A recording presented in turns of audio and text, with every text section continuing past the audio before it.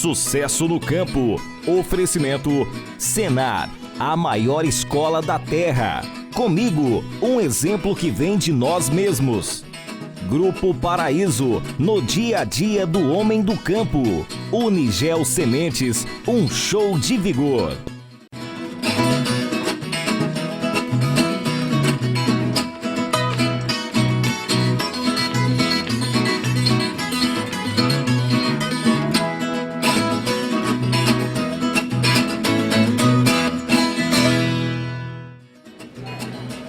Olá, bom dia. Hoje um Sucesso no Campo especial gravado diretamente do Wish Serrano em Gramado, onde foi realizada a terceira edição do seminário A Voz do Campo. Ao meu lado, Marcelo Brum, que é coordenador, idealizador e um batalhador diário para que esse evento acontecesse. Marcelo, bom dia. Como que foi a escolha desses assuntos para o seminário? Bom dia, Fabélia. Escolha criteriosa, né? Baseado em assuntos que o agro precisa discutir, precisa debater, né? Interagir, e assuntos do dia a dia do agro. Por exemplo, sucessão familiar, né? Gestão na propriedade, na fazenda, que é extremamente importante, a sucessão, a questão do pai que vai passar o bastão para o filho tocar a fazenda, é um dos assuntos. A outra questão é a parte técnica, né? De manejo da lavoura, da pastagem, enfim, o manejo em geral, que também com essa nova tecnologia, com essa inovação tecnológica que nós temos hoje na agricultura brasileira, é importante, extremamente importante o conhecimento, a busca do conhecimento e da informação. E também a questão política, né, Fabélia? Além da parte técnica, da parte de gestão, a questão política é fundamental fazer parte da vida do produtor rural, do empresário rural, a questão política, que é o painel do qual você fez parte, que é o depois da porteira, né? O produtor, o fazendeiro, o granjeiro, até a porteira é campeão, ele faz muito bem o trabalho dele, mas o problema está depois da porteira. Então, um assunto que a gente discute no seminário de Gramado, aprofunda esse debate e está inserindo também para que os produtores se envolvam também com essa questão política, de representatividade, de liderança, de entidades. É importante a participação também do produtor estar envolvido. Não quer dizer que o produtor seja político, mas que ele tenha que participar das discussões políticas. E fazer a cobrança, né? Porque o nosso país precisa de pessoas decentes na política e não de políticos corruptos fazendo uma política para pessoas decentes. O próprio estado de Goiás está nesse momento, está fazendo uma cobrança forte, uma pressão com a questão da ProSoja, do imposto que o governo goiano criou, e está um problemão, e a gente está acompanhando o drama dos produtores de Goiás com essa questão de imposto, essa carga tributária pesadíssima, né? É um exemplo que tem que ser seguido em todo o Brasil, Fabiano. E hoje o produtor, ele está pronto para fazer esse trabalho de forma mais inteligente, mais articulada?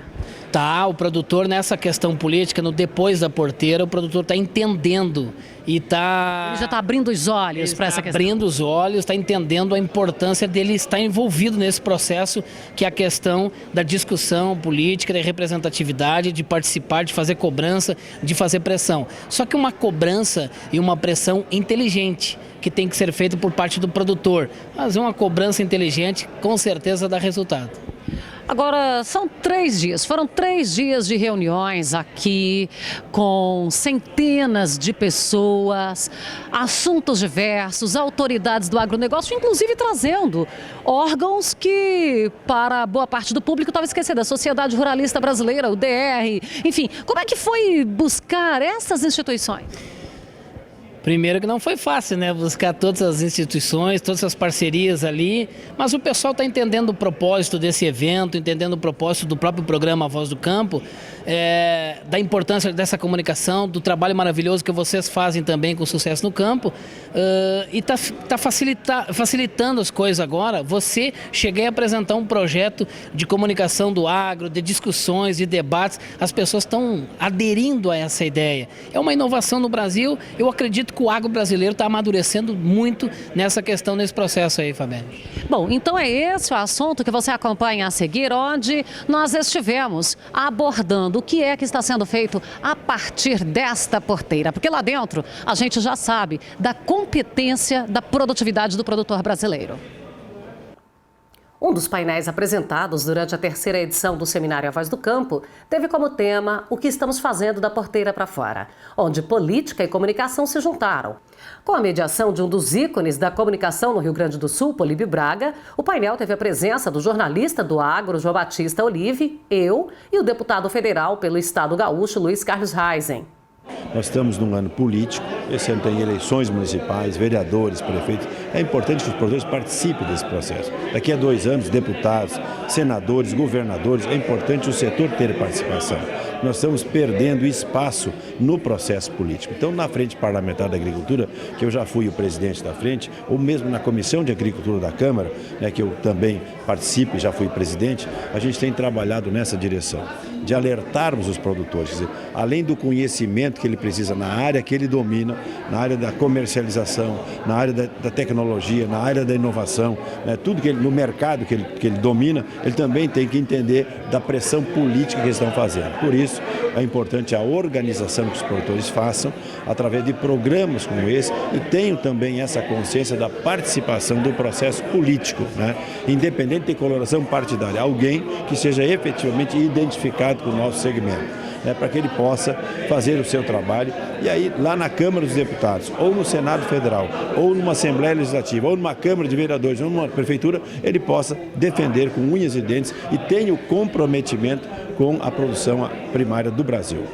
A gente sabe que o produtor no Rio Grande do Sul, ele sempre foi um padrão de organização, de iniciativas para outros estados, e isso é fato.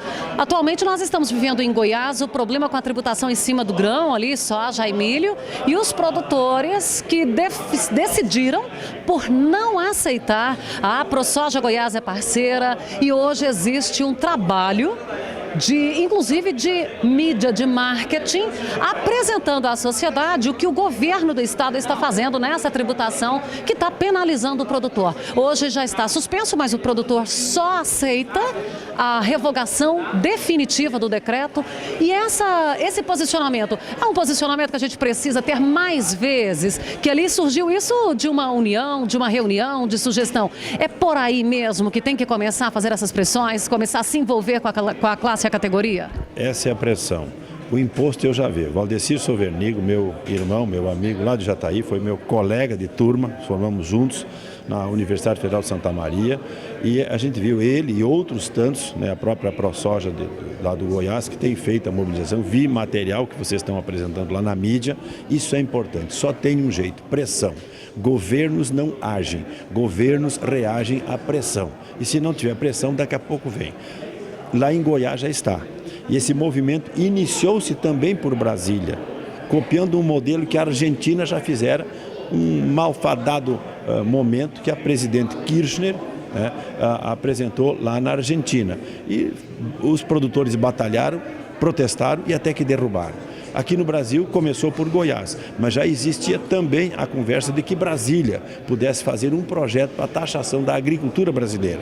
Então nós já fizemos a nossa parte, com uma Frente Parlamentar da Agricultura, pressionando o nosso ministro Braido Maggi, que é parceiro nosso, irmão nosso, é produtor rural, e assim também a área econômica, e o próprio presidente Michel Temer. Não tem, porque a agricultura não aguenta mais, são questões trabalhistas, são questões ambientais, a concentração dos defensivos, dos fertilizantes, das máquinas nas peças, tudo na mão de meia dúzia de empresas e pessoas, entendeu? E agora mais um tributo ainda para cima do produtor, realmente não dá. E é o único setor que está dando certo no Brasil. O Brasil só não está pior nesse momento porque tem um agricultor plantando, tem um criador criando e tem a produção dando essa sustentação para a instabilidade total que nós temos no Brasil. Portanto, o trabalho que fizeram lá é importante, pressão, e a recomendação que eu faço, pressão. Mais uma vez repito, qualquer governo não age, governo reage à pressão. Se nós não fizermos a pressão, estamos ameaçados, conforme aconteceu já em Goiás e poderia ter acontecido em Brasília. Então essa pressão é extremamente importante para que os produtores se mobilizem, se mexam, não fiquem de braços cruzados, porque daqui a pouco a casa vai cair na sua cabeça. Olha, e essa informação eu a avalio como extremamente relevante, porque um deputado que traz essa informação de pressionar, então se num primeiro momento está dando certo, mas nós ainda vamos precisar pressionar um pouco mais, porque o governador ainda não fez a revogação em definitivo. Promete que nos próximos dias isso vai acontecer e os próximos dias vão passando. O Sucesso no Campo está sempre de portas abertas para ser esse elo de informação, a comunicação que o produtor precisa para, inclusive, fazer a pressão. O professor e pesquisador Thelma Amado, ele também participou do seminário, especialmente falando sobre as tecnologias e manejos para o aumento de produtividade. Nós conversamos com ele. Professor, hoje a gente sabe que o produtor ele é profissional cada dia mais. Qual que é o principal foco dentro dessa profissionalização? Realmente nós temos notado nas últimas décadas, eu diria, um nível de profissionalização crescente dos nossos agricultores, com um processo de gestão muito avançado e que, por exemplo, na soja, nos permitiu atingir produtividades semelhantes à de países desenvolvidos, como os Estados Unidos. Eu estou chegando agora de uma viagem que eu fiz de capacitação, onde fiquei 2 semanas percorrendo as principais regiões produtoras americanas de soja. E o que a gente observou lá é que realmente o clima está correndo muito favorável à produção, mas que o nível tecnológico das nossas lavouras já estamos conseguindo alcançar um nível muito semelhante ao que um país que é o principal produtor agrícola do mundo, como os Estados Unidos, está alcançando. Então, realmente, a sua observação ela é perfeita. Nós estamos com um nível de gerenciamento cada vez mais evoluído no Brasil e nós precisamos continuar caminhando para isso. Então, no Brasil, como nós temos essas questões de déficit hídrico frequentes, ocorreu em Goiás, infelizmente, nessa última safra, mas ocorreu em importantes estados brasileiros, principalmente nas áreas de fronteira, como Maranhão, Tocantins, na Bahia. Então, e aqui no Rio Grande do Sul, a cada 3 anos nós temos uma safra que também ela é comprometida em algum grau por esses déficits hídricos. A minha pesquisa ela está voltada em buscar alta produtividade com estabilidade temporal. Então eu vou discutir que práticas que os agricultores têm que fazer para estabilizar a sua produtividade ao longo dos anos. Esse é um grande desafio e o que eu pude perceber no meu giro aos Estados Unidos, eu percebi muito claramente que os americanos estão criando ferramentas de gestão da agricultura com base no clima. Eles conseguiram uma plataforma que integra os dados climáticos com a gestão da lavoura e isso tem permitido, então, minimizar o risco. Isso aí teria até aquela alteração de uma janela de plantio convencional. Exatamente. Como eles têm informações em tempo real sobre a probabilidade de eventos climáticos, eles vão ajustando o seu manejo a esses eventos climáticos. Foi criado, então, programas de computador que facilitam a vida do agricultor. Eu acho que é muito importante nós pensarmos no risco. A agricultura é uma atividade de risco e nós temos que minimizar esse risco. E essas ferramentas que são da agricultura de precisão e que hoje vão estar à disposição dos agricultores, primeiro nos americanos, mas vai estar em seguida para todos os agricultores, inclusive os brasileiros, isso vai nos ajudar muito em alcançar os nossos objetivos. E a gente pode dizer que dentre essas ferramentas estaria um zelo, um capricho maior com o solo, tipo botar o solo no colo e tratá-lo com mais capricho? Inclusive essa foi a frase, me pediram para fazer uma frase para alta produtividade e eu exatamente coloquei nisso, quer dizer, o cuidado com a qualidade do solo, com a saúde do solo é muito importante, porque nós não vamos sustentar produtividade sem um solo em boas condições. Então, a primeira coisa que a gente tem que fazer é realmente se preocupar com o nosso solo, com a conservação desse solo, com o teor de matéria orgânica desse solo e com a vida desse solo. É essa vida, a biodiversidade desse solo é que vai sustentar a alta produtividade. A genética avançou muito. Através da transgenia nós tivemos uma revolução. Avanços nos últimos 10 anos que nos levariam 50, 70 anos. Estão sendo possíveis pelas novas tecnologias. Mas o manejo do solo, esse depende de cada agricultor. E então não adianta você ter a melhor genética se o manejo do seu solo não é bom, se o seu solo não tem qualidade ou está degradado. Nós temos que ajustar o avanço da genética com a qualidade do solo. Diariamente você acompanha as notícias do agronegócio pelo nosso site sucessonocampo.com.br.